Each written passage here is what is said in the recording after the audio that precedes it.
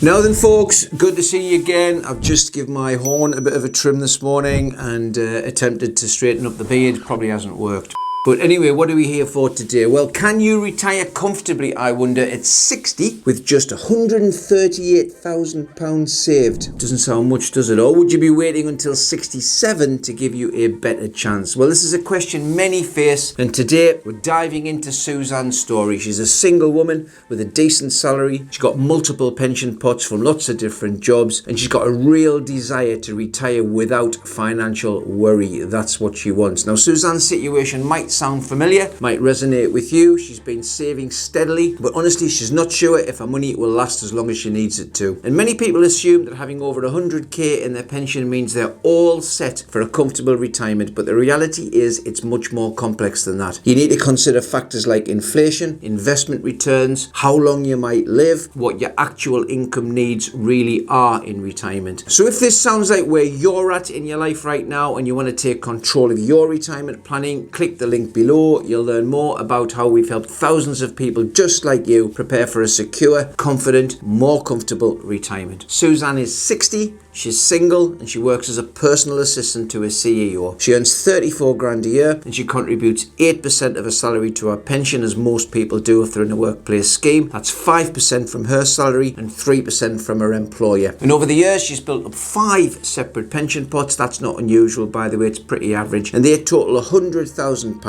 She's got another 15 grand in her current workplace pension as well. She also holds £8,000 in a cash ISA, bit of an emergency fund, perfectly sensible. And with only one parent still living and her own retirement drawing closer, this has really prompted her to seek some decent financial advice. She wanted to use the money wisely, perhaps even bring forward a retirement, but wasn't sure where to begin and what was possible. Now, Suzanne doesn't own her own home. She pays rent at around £800 a month, and her goal is to retire at 67 when her state pension begins. And if she's aiming for a retirement income of £2,000 per month until age 75, we need to take a look at that. And then she's expecting and prepared to see it reduced to around £1,550 thereafter, typically because she thinks she'll slow down a wee bit when she gets to that age. Now, altogether, a total savings pot therefore stands at around 138 grand. Obviously, we've rounded it up or down or in between just to make it a bit easier to watch. And whilst that's a solid foundation, she knew she needed a clear, confident plan to make the most of it and secure the future she was dreaming of. Now, at this stage, it's important to highlight some of the key assumptions that we use when we put together Suzanne's plan. So during our free review, we had a detailed conversation with her about lifestyle, what she was looking forward to doing, where she'd spend her time, what her goals were, how much income she was going to need, and also how comfortable she was with investment risk. And based on that discussion, Suzanne agreed to start with a cautious investment return. She was a bit nervous about investing, mainly because she didn't understand it, by the way. So we assumed 3%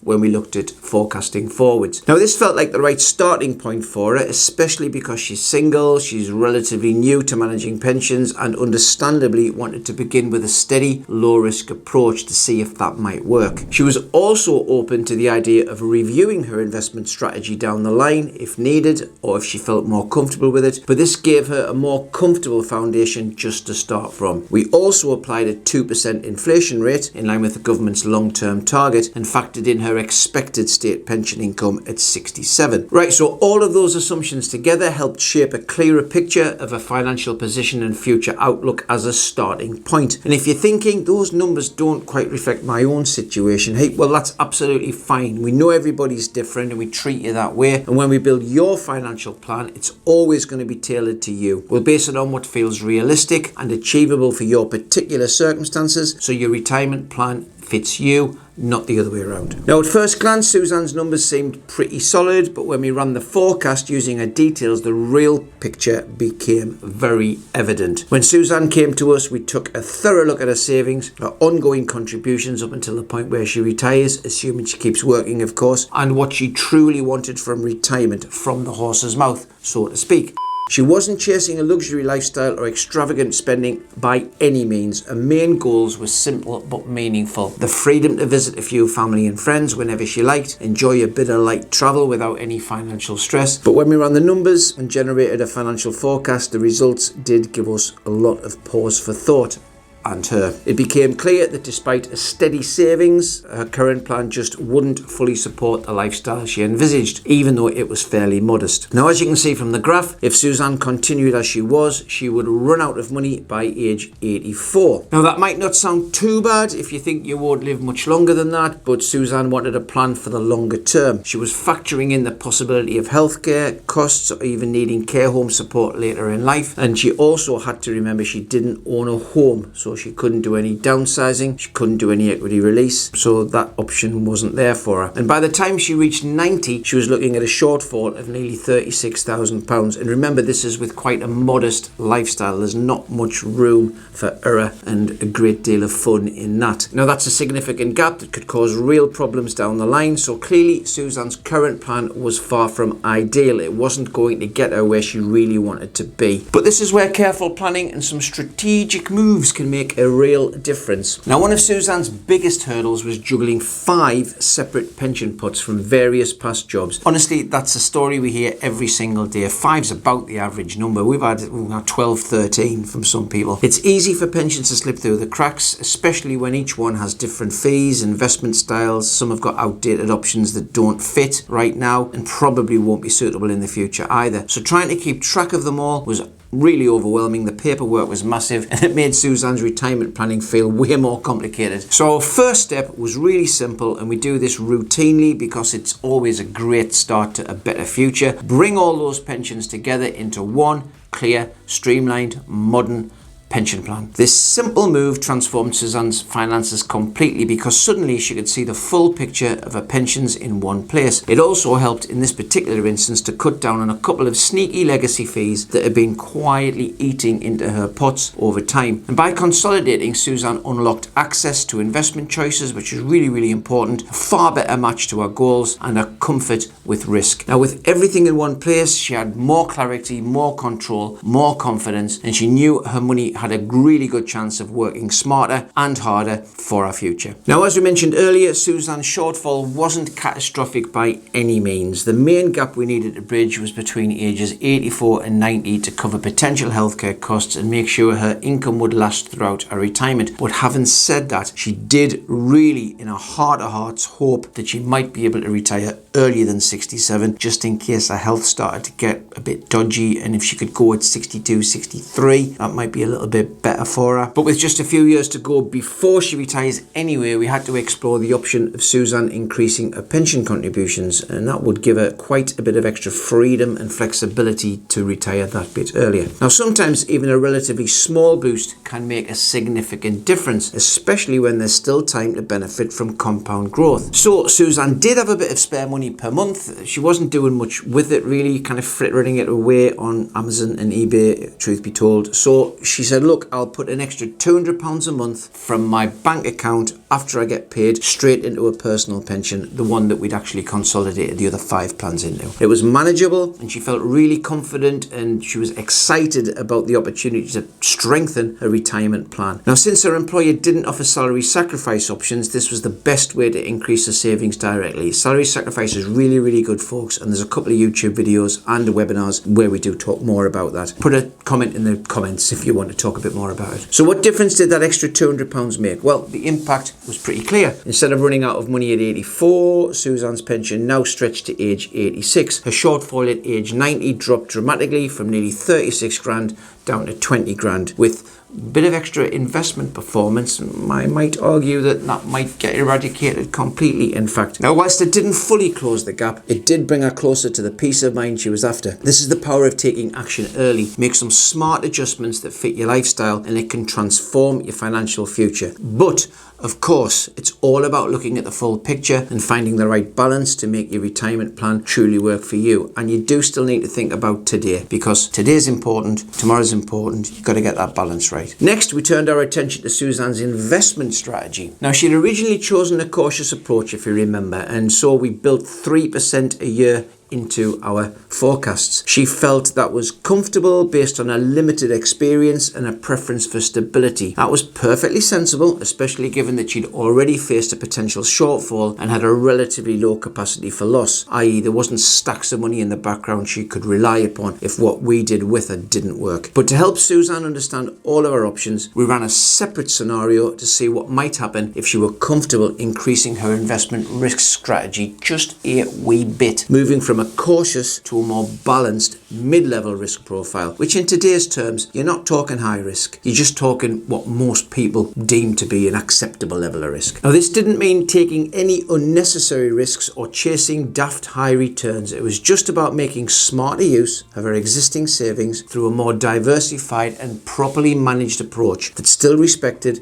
her risk comfort level. So we showed Suzanne the projected impact of this change, and after reviewing the forecast and understanding the risks, she felt confident in making the shift. And folks, by risk, what we mean in this day and age is not the risk of losing all your money. When you're in regulated funds, that's not going to happen. It's the risk of your funds going up and down as the world changes, which it has done for 100 years. It's not about putting your money in Brazilian banana farms and waving it goodbye. Now, she liked the idea of giving a pension that really better chance to grow, not by being aggressive, as I say, but just by being educated, understanding, and intentional. And the result, well, that 1% increase in projected return extended the life of her retirement savings by another 2 years from 86 to 88. Even more significantly, her shortfall at age 90 reduced from 20 grand to 15.5 grand. So it wasn't quite enough to close the gap completely, but was a clear step in the right direction. And what I will say as well is, when we stress test, whether we use 3% or 4% or 5%, depending on your attitude to risk, we try and underestimate what we think we can actually do and what the markets historically have delivered. So in truth, if we're using 4%, we really would expect to get better than that, but we just don't know how much, because nothing's guaranteed. So more importantly, it gives Suzanne the confidence that she was actively shaping her financial future. She wasn't just reacting to it. And it's a powerful example of how small, informed adjustments, when tailored to your comfort zone, can have a meaningful impact over time. Now, we also took a bit of time to explore a few other strategies to see whether there were any alternative ways to help Suzanne close the gap. So I'm going to take you back to the initial chat we had with Suzanne. We talked about the fact that she was renting. Do you remember that? She doesn't own her own home. And we did ask her, look, how would you feel about maybe down renting, paying some for something that's maybe a different area, a bit smaller, maybe save £150 a month. That'll help you when you do get to retirement. Put that extra £150 a month now into your pension. Well, we had the chat, but honestly, she just loves where she's at. That's the truth. She loves the flat she's in. She's got a great relationship with the landlord. She's got neighbours she really likes. She's been there 10 years. So moving just wasn't something to consider. But think about your own circumstances and whether you might consider doing that. Downsizing, whether it's downsizing from an owned property or downsizing in terms of going from £650 a month to £500 a month in rent, that can be a powerful tool for some. It just wasn't right for her in this case. Now, Suzanne also mentioned that she had one surviving parent. I think I said that earlier on, her mum Catherine. Now she's still active, in good health, and importantly, Suzanne had already had an open and honest conversation with her mum about inheritance, and that did become a key topic after her dad passed away. Now, her mother explained that she had completed an expression of a wish form. That's a document used to tell a pension provider or an advisor who should receive the person's pension benefits upon death. Now, Catherine informed Suzanne she planned to leave her £30,000 when the time came. Now, whilst this inheritance wasn't included in Suzanne's current retirement plan, and quite a lot of people just don't want to put it in there. Sometimes that's emotional and sometimes it's just in case I don't get it. But since her mother was still healthy, we agreed to revisit and update Suzanne's plan to incorporate this when appropriate. So that'll happen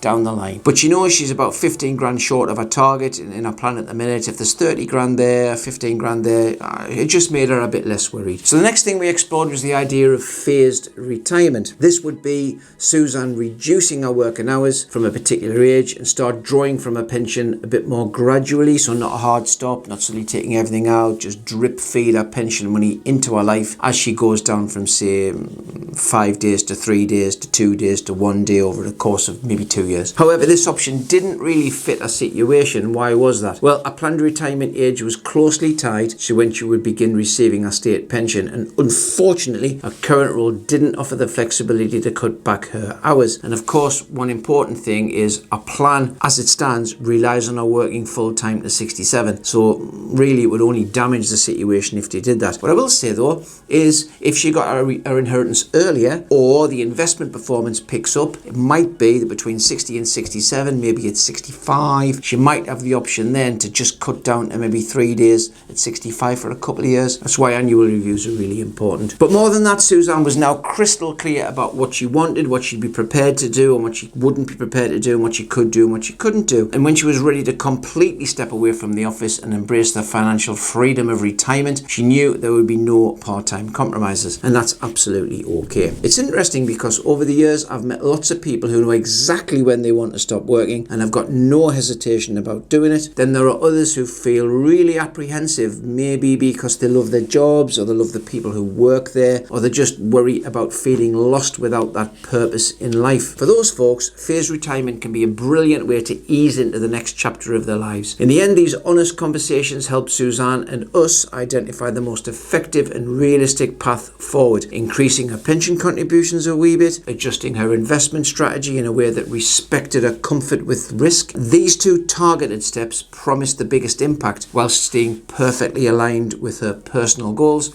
values and lifestyle. As well, by ruling out the less relevant or appropriate options, Suzanne gained a newfound clarity and confidence in the plan we created together, knowing it wasn't just about the numbers, but about crafting a strategy tailored uniquely to her life. So I'll just recap. After carefully weighing up all the options, Suzanne chose to commit an extra £200 a month to her pension contributions and keep off eBay and Amazon. She also spent a bit of time with us talking more about what risk really meant, got a bit of education, and actually she felt a lot more comfortable with the whole process of investing after that. The results were pretty striking. As you've seen, by the time she reached retirement at 67, her pension pot had grown from around 155,000 to nearly 184,000. That's a decent difference. Coupled with a full state pension of approximately 12 grand a year, Suzanne's retirement income plan no longer showed any shortfall. In fact, by 90, she enjoyed a comfortable surplus of nearly £9,000, and that's a pretty reassuring cushion for unexpected expenses like healthcare or emergencies. And of course, remember, we are trying to do better than that 4% we assumed. They are relatively conservative estimates. Now, Suzanne's story is a really powerful reminder that thoughtful, tailored adjustments with expert advice can transform uncertainty into confidence. It'll help you retire on your own terms with a bit more peace of mind. Suzanne's journey highlights an important truth. Retirement planning is about much more than just the size of your pension pot. It's about understanding the full picture, understanding your income needs, understanding what investments are and how they work and how they might perform. The impact of inflation, you need to understand that, and how long your money ultimately needs to last. And it's about making smart,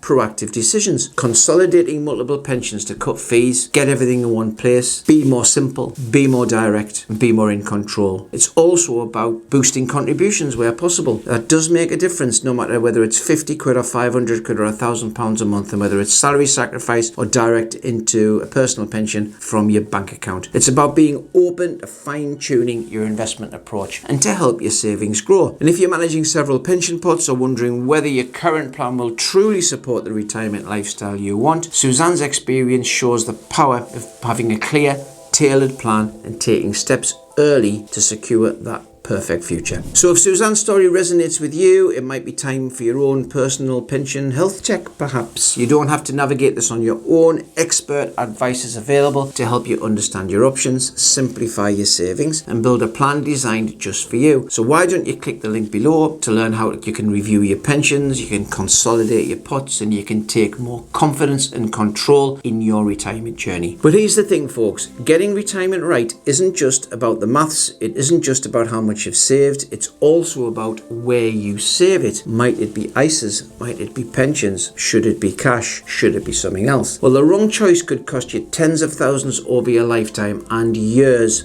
of graft. So in the next video, I'm breaking down the real differences between ISAs and pensions and how choosing the wrong one could seriously damage your wealth. It's one of the most common mistakes I see. So click here and I'll see you there.